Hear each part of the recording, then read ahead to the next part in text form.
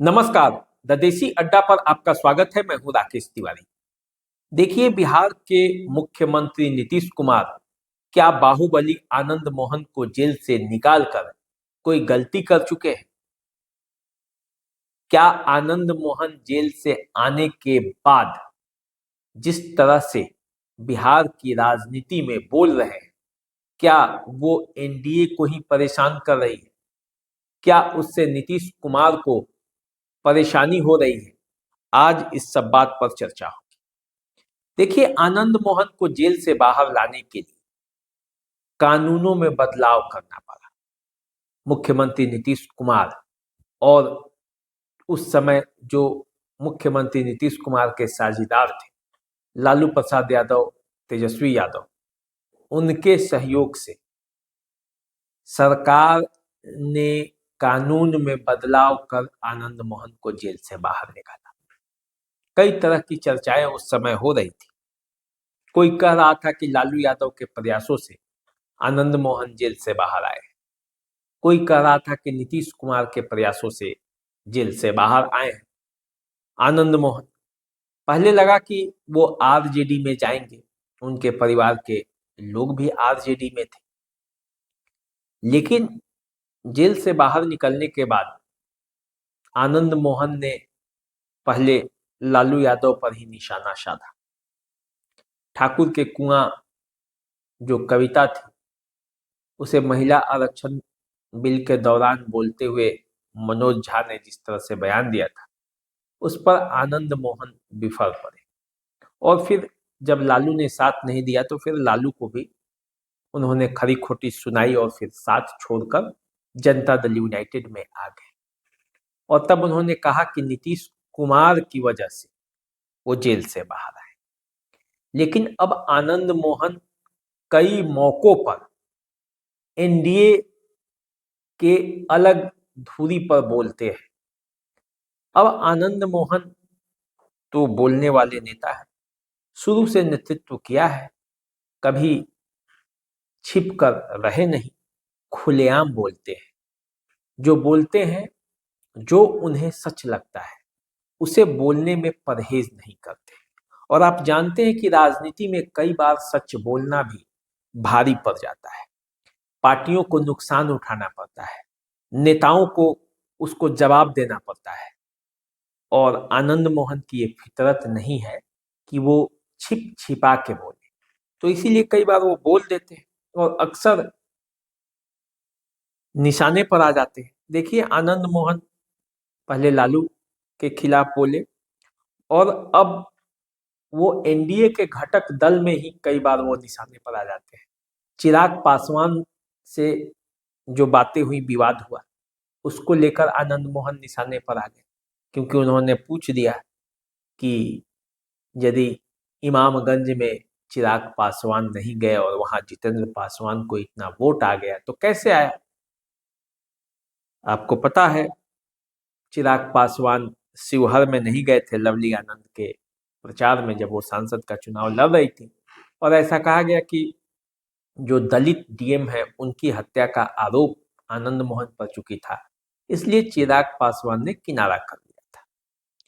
ले देकर बात राजनीति की थी, मामला चुपचाप होता, लेकिन आनंद मोहन बोलने से रुकते कहाँ हैं। उन्हें रोक भी कौन सकता है। वो बोलते हैं जो उन्हें इच्छा होती है और इसीलिए वो बोले उस पर, और फिर निशाने पर भी आए।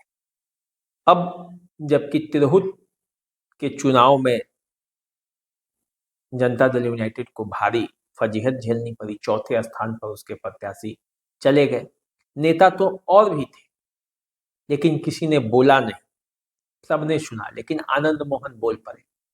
आनंद मोहन ने बोला कि राजपूतों को भाव नहीं देने की वजह से ये कारण हुआ। देवेश चंद्र ठाकुर के जिद की वजह से जनता दल यूनाइटेड यह सीट हार गई। राजपूत कोई बंधुआ मजदूर नहीं है जिन्हें आप जैसे चाहेंगे घुमाते रहेंगे। आनंद मोहन ने ये भी बोला, और आनंद मोहन ने ये भी बोला कि किन कारणों से जनता दल यूनाइटेड ये चुनाव हारी, उसमें उन्होंने 3 बड़े कारण भी गिनाए। उन 3 बड़े कारणों पर आप यदि जाएंगे तो आप पाएंगे कि निश्चित रूप से उसमें सच्चाई है, लेकिन यदि उस सच्चाई को पार्टी के नेता ही जब बोलने लगते हैं तो सरकार असहज हो जाती है। और यही असहजता नीतीश कुमार को कई बार ये सोचने पर मजबूर कर देता होगा कि आनंद मोहन को जेल से निकालकर उन्होंने अच्छा किया या क्या किया। तो देखिए, आनंद मोहन ने ये जो सवाल उठाया है वो जनता का जुड़ा सवाल है।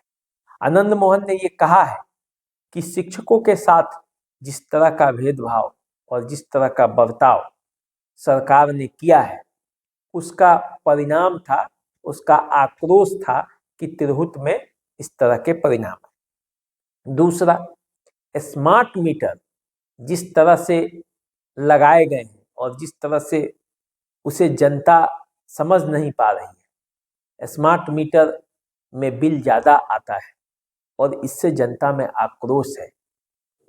तो ये मुद्दा है जिसकी वजह से तिरहुत में हार का सामना करना पड़ा। उन्होंने बताया कि जमीन सर्वे का जो मामला है ये भी सरकार के लिए भारी पड़ सकती है चुनाव में। तो इन 3 मुद्दों पर सरकार को ध्यान देना पड़ेगा, तभी 2025 के चुनाव में सफलता मिलेगी। उनके कहने का आशय यही था, भाव चाहे जो रहा हो। लेकिन आनंद मोहन ने जो ये बातें बताई वो बताया कि जनता के इन मुद्दों पर सरकार को ध्यान देना पड़ेगा, समझना पड़ेगा, इन मुद्दों को इग्नोर नहीं करना पड़ेगा, बल्कि इनके निराकरण के लिए रास्ते निकालने पड़ेंगे। अब जब पार्टी के अंदर से ही ये सवाल उठ रहे हैं तो सरकार को सोचना भी पड़ेगा। यदि नहीं सोचती है तो फिर उल्टे भी पड़ेंगे, क्योंकि विपक्ष इस मुद्दा को उठाएगा भी। आनंद मोहन ने ये भी कहा कि राजपूत बंधुआ मजदूर नहीं, तो इससे बिहार के राजपूतों के सेंटिमेंट पर भी एक असर पड़ेगा कि क्या जनता दल यूनाइटेड और एनडीए में बिहार के जो भी राजपूत हैं उन्हें बंधुआ मजदूर की तरह ट्रीट किया जाता है। क्या उस तरह की स्थिति एनडीए के अंदर है? और यदि उस तरह की स्थिति एनडीए के अंदर है तो वो फिर एनडीए से जुड़े क्यों? अब आनंद मोहन एनडीए के अंदर ही है और अंदर से ही ये सवाल भी उठ रहा है। पार्टी फोरम के अंदर उठा होता तो कोई बात नहीं होती, लेकिन पार्टी फोरम के बाहर भी उठ रहा है, मीडिया के सामने उठ रहा है। और यही जो सवाल है, जो वाजिब सवाल भी है, लेकिन ये सवाल जो है वो नीतीश कुमार को परेशान कर रहे हैं, क्योंकि अल्टीमेटली इन सब सवालों का जवाब तो नीतीश कुमार को ही देना पड़ेगा। नीतीश कुमार को ही ये बिहार को लोगों को समझाना पड़ेगा कि नहीं, जमीन सर्वे का जो उनका फैसला था वो वाजिब है। स्मार्ट मीटर में बिहार के लोगों के साथ नाइंसाफी नहीं हो रही है।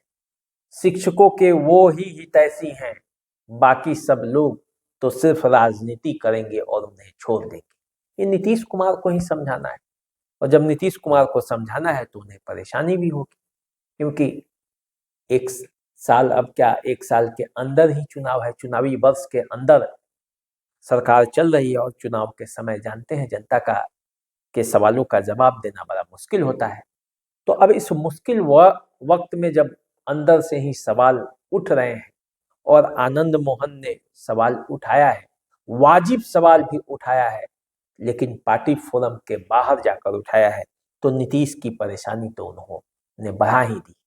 और इसके साथ ही पार्टी के अंदर गुटबाजी भी बढ़ेगी, क्योंकि पार्टी के अंदर अन्य गुट भी हैं जो इस तरह के बातों पर फिर रिएक्ट करेगा, फिर इधर से उधर, उधर से इधर मामला चलता रहेगा। अभी एनडीए में आनंद मोहन को लेकर अभी चिराग पासवान से तानातनी रहा, फिर अब जनता दल यूनाइटेड के अंदर भी बातें चल रही है, देवेश चंद्र ठाकुर से लेकर और कई नेताओं से आनंद मोहन खफा है। तो इस मामले में अब नीतीश कुमार को ही अल्टीमेटली जवाब देना है। जब तक आनंद मोहन जेल के अंदर थे तब तक इस तरह की बातें नहीं आती थी। जेल से बाहर आने के बाद अब बिहार की राजनीति में उनका प्रभाव है तो वो तो दिखाएंगे। और उसका असर बिहार की राजनीति पर पड़ेगा भी। नीतीश कुमार के लिए ये बड़ी चुनौती है कि आनंद मोहन को वो किस तरह से साधते हैं। तो चलिए हमारे साथ बने रहिए, चैनल को सब्सक्राइब कर लीजिए। अभी दीजिए इजाजत, नमस्कार।